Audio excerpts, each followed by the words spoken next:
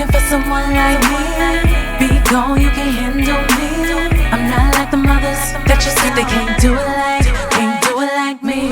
No. Hello everyone, this is your author Sheila D, and I hope you all are having a blessed day. If this is your first time visiting my YouTube channel, go ahead and click on that red subscribe button and welcome. If you are returning to my YouTube channel, thank you so much for your support with much love. Today I am coming to you with another segment of Sheila D's Corner, and today's topic is domestic violence. So back in my younger days, apparently I had experienced domestic violence, but I didn't know that's what it was at the time because I was quote unquote in love. It wasn't until I read my cousin's book, and I'm gonna put that right up here in the corner. And guys, make sure you go check her out, check her book out on Amazon, and support her. I'm gonna give you guys the incidents, and you tell me what you think it is.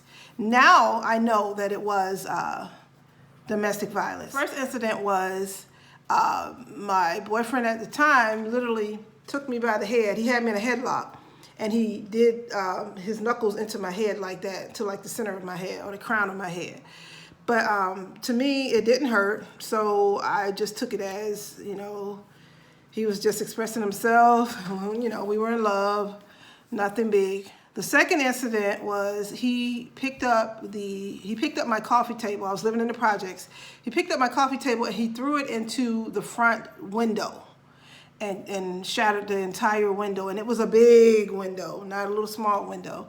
So of course, I was charged for that, and it came out of my pocket. He did not offer to help me pay for it, nor did he apologize for it.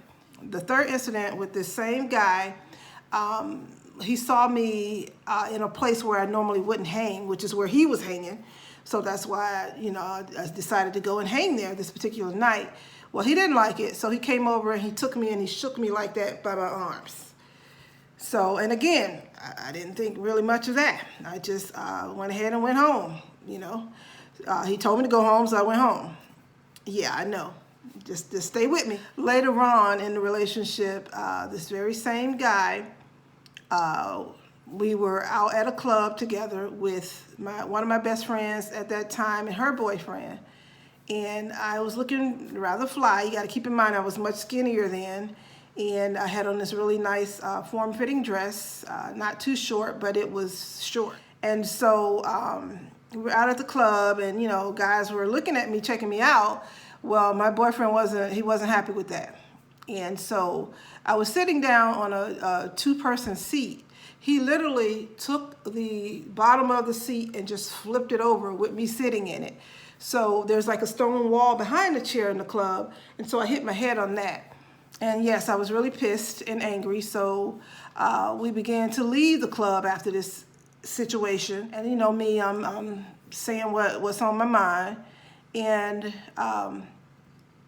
he said something, I don't know what it was, but I took a beer bottle that I found on the ground and just launched it at him.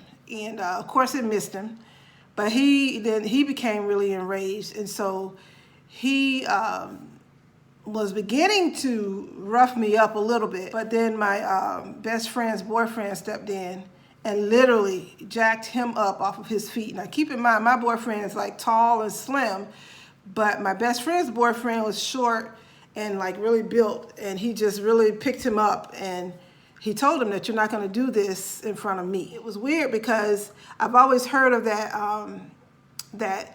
abusive men, they will not stand up to other men, but they'll be quick to fight a woman, but they won't fight a man. And so I saw that. I really saw that and truly understood what that meant that night. And then the final thing that happened with this guy, we were breaking up, and he basically told me to give him a ride to the bus station, which I didn't want to do, but I did. And I had one of my other best friends with me, and when he got out of the car, he literally reached in with his foot and kicked me on my side, like literally. It was like that type of kick. Like, this is my side. He just did like that. He didn't. It was more like I guess you could say a stomp, I guess.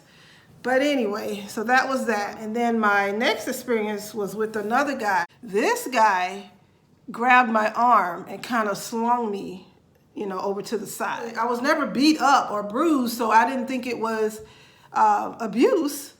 I was never called out of my name, so to me it wasn't abuse. But like I stated, I understand that it was abuse now. The same guy that took my arm and slung me to the side, he kicked over one of my end tables, and I had candles and everything on it.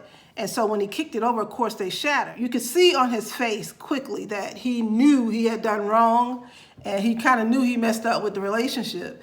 So he quickly grabbed the broom and the dustpan to clean it up. This guy, he apologized over and over and over. But then at the end of this relationship, this guy threatened me and my kids. So, of course, my family got involved, and then eventually the police got involved. And so that was the end of that relationship. And that guy was a stalker, like a real Lifetime movie type of stalker. And it had nothing to do with me because he cheated on me. So I can't even brag and say that it was me. So I don't know what it was or whatever that made him turn into that type of stalkerish person. I never got it, and I never will. But yeah, so that was my experience with domestic violence. I haven't experienced it since then, and I will never experience it again. This concludes my video.